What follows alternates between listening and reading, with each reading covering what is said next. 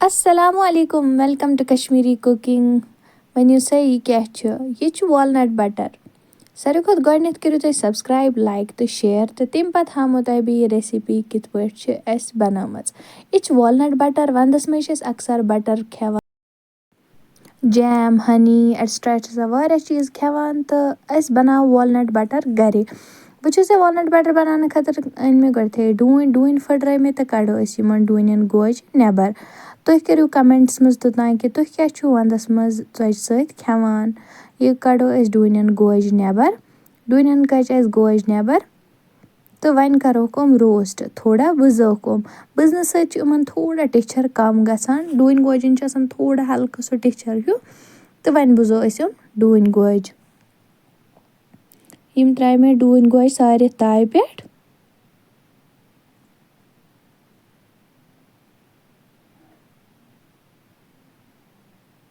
तो वन दिमोक थोड़ा थोड़ा फ्यूर दजन गसन यम कहें यम वारिया कम आंच पे बुजन ताकि बन लारन यम कहें तो दजन न कहें हल्का हल्का रोस्ट करो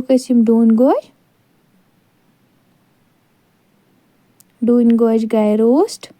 तो वन फिरोक यह वो डून गोज कच असल पे गम रोस्ट यह थोड़ा दजम अत वन जुलन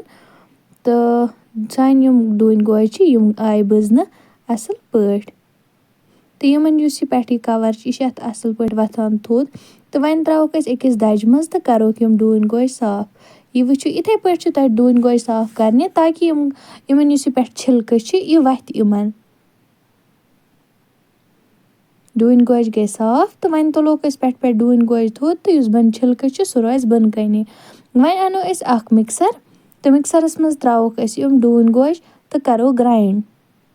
अगर नई तुम मिक्सर आसो कहें वोखुल तथ मज तु दगित बट बेटर कि करो मिक्सरस मज वन चलाओ मिक्सर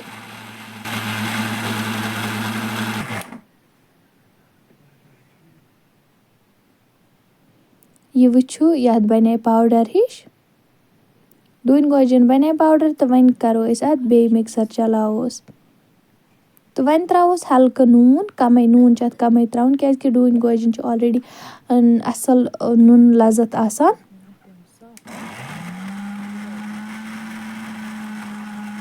वन दिमो बे नजर कि बटर किस गाय यह वो थोड़ा थोड़ा लज यह रलने पान वन यह वो वन दिमोस बे थोड़ा बे त्रोस गेव ओड चमचे तो अगर बे कह नॉर्मल बटर तसो तो हेकु सह त्रियत सत अस त्रो लजत मूजूब हल्का अत गेव चमचे वन मचरावो तो यह वो किस बनामज पेस्ट हिश सन वॉलनट बटर यह गई तैयार तो वन फिरो यह डबस मज